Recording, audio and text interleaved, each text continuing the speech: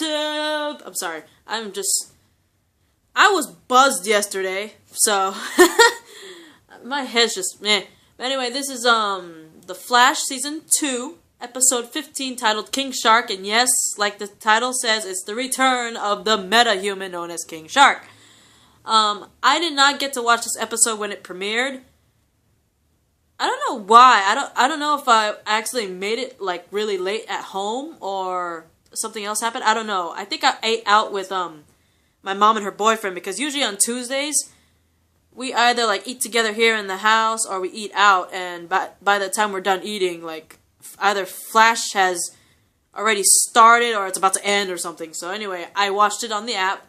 So I'm just gonna do like the basic stuff that happened. I'm not gonna go into full detail because of the fact that, again, I didn't really watch it that on the premiere day. I watched it on the app, but it's still escaping me. But anyway, Wells, Cisco, and Barry, they pretty much go into agreement not to discuss what happened on Earth 2, because they're pretty much scared of the repercussions, you know, like, they had no choice but to leave that one prisoner, the dude with the metal helmet that's covering his entire face, that he can't really talk either.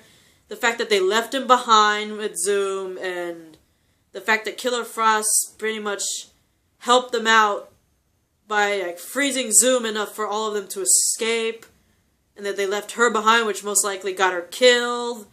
They don't, in their, I want to think that they have no idea what happened to the guy with the helmet, so for all they know, Killer Frost could be dead because she helped them escape. Dude in the mask could be dead because, you know, Barry promised to get him out, and, you know, Zoom could be like, nope, you know what I mean? But anyway, and also the fact that in the previous episode, while they escaped and the portal, the breach, was closing, Zoom's hand literally went through Jay Garrick, right through his chest, and then just dragged his ass back into the breach right before it closed permanently. So all that repercussion and all those lives, they're kind of, you know, shaky about it, so I'm not surprised that like at least 3 of them, which is Wells, Cisco, and Barry, are kind of not wanting to discuss what happened. And everyone else, they're trying to move on from everything, you know.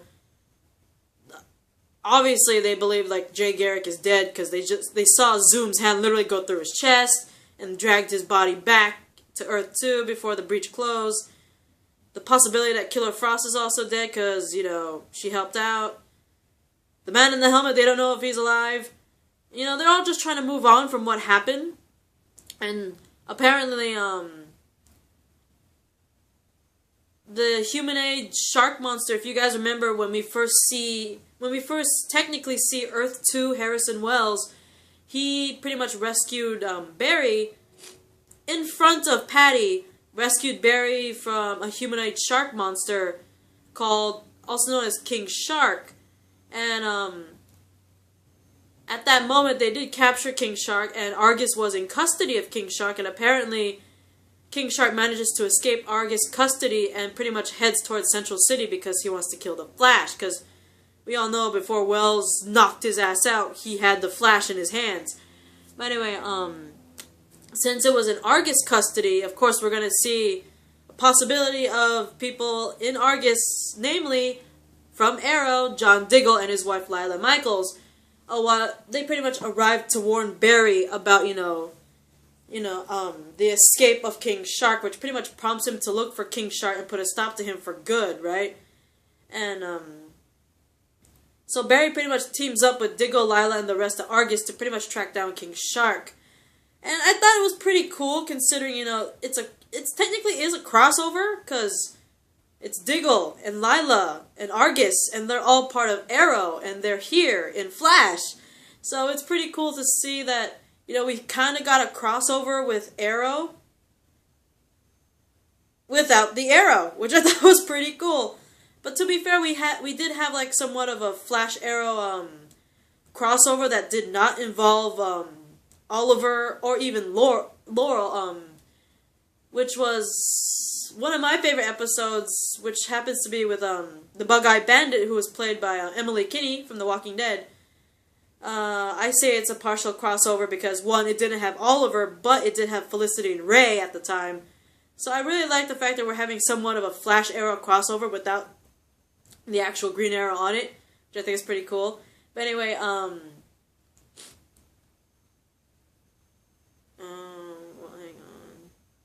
Yeah, like King Shark, he shows up at Barry's home looking for the Flash because apparently he's been tracking Barry's electrical field, and that's how we naturally assumed that the Flash was in Barry's home. You know, he feels that electricity, you know what I mean? And that's kind of scary that he could, you know, track the Flash that way. And if King Shark can you imagine who else could possibly track Barry just using his electrical field alone? That's kind of, it's kind of scary, you guys, not gonna lie to you. I mean, I would be kind of worried if someone like King Shark could track me because of my electrical field. Can you imagine anyone else who could possibly like track him down like that and find out, oh, he's Barry Allen, he was adopted by the West family, let's kill the West family and all that stuff? I'd be freaking terrified for my family, not gonna lie to you. But anyway, Argus managed to arrive at Barry's home and forces King Shark to retreat at the time, and the teams pretty much attempt to trick King Shark into some sort of trap that involves this fake Flash thing. It kind of looks like, I wouldn't call it a statue, but it kind of looks like a life-size doll of the Flash, honestly. And they use that as bait to try to get sorry, there's like a cat on my roof.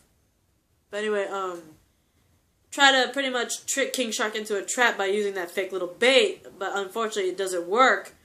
But King Shark does still arrive, and during that whole scuffle, Barry manages to force King Shark to pretty much chase him out onto the water. And when he's far enough, Barry manages to... It was kind of interesting. I really thought he was like creating a cyclone because he was spinning around King Shark like a tornado. I really thought he was going to make some sort of water cyclone or something. But it turns out he was doing that to pretty much create an electrified underwater cyclone, which is a cyclone, but not the one I thought he was going to do. I thought he was just going to make like a cyclone to like draw his ass up into the sky and stuff and have him like drop down and punch him or something. But I didn't expect him to electrify the cyclone itself, which I thought was a pretty cool technique. And he also hurled thunder at him, which is awesome. Not thunder, lightning. But anyway, it ends up subduing King Shark and allows Argus to imprison him again. And I love that cute moment where when the Flash leaves, Lila pretty much says she's not used to the Flash's metahuman powers and all that stuff, and Diggle's like, me neither, and all that stuff. I thought that was a really cute thing, because we all know from the beginning when Diggle first saw Barry use his metahuman powers, which is, of course, his speed, he was flipped out. Like, he literally was so flipped out, he, like, spilled a shitload of fries everywhere.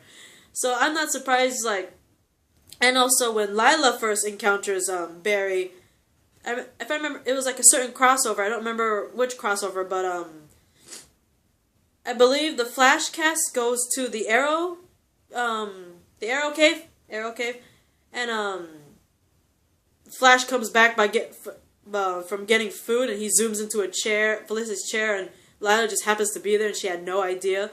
So I'm not surprised that they're both still not used to it, but at the same time, it's so funny and cute how they act around his metahuman powers. It's really funny. I mean, they're dealing with magic now on Arrow, so you would think that Diggle would be somewhat, you know, chilled out a little bit, and, you know, Lila worked for Argus. You never know what she could have seen, but still, I'm just saying, it was so adorable. They're like, I'm not used to it still. But anyway,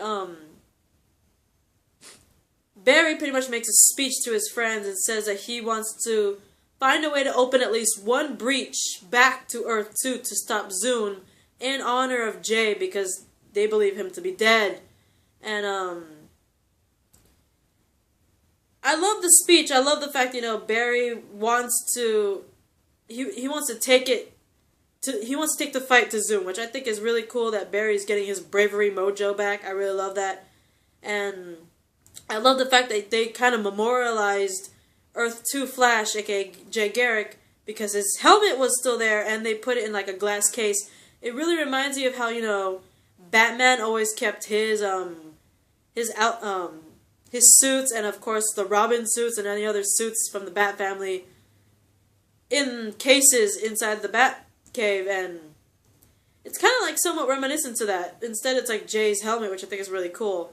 But also, like, the biggest shocker by far has got to be when we actually see at the end, back on Earth 2, we see Zoom obviously come back through the breach because it's been closed off and everything, and he's holding Jay Garrick's body, and he, like, pretty much drops it on the ground.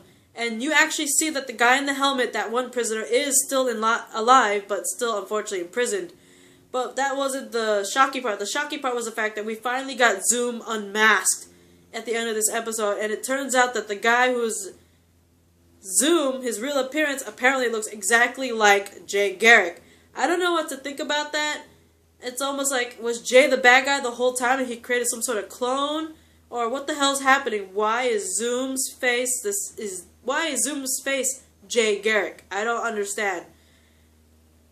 And you know, when the guy in the helmet, the moment he saw Jay, aka the Flash, his body drop on the ground, he seemed highly terrified, and I don't know, he seemed like he knew more than he let on, besides the fact that, you know, he spelled out Jay's name to Barry and, of course, Wells' daughter. But I don't know what exactly going on here. I honestly don't know why Zoom looks like Jay Garrick. Could Jay Garrick have been the bad guy this whole time, or could it be a clone? Could it be a twin? I don't know. So put your guys' comments in there and tell me why you think Zoom's real appearance looks exactly like Jay Garrick.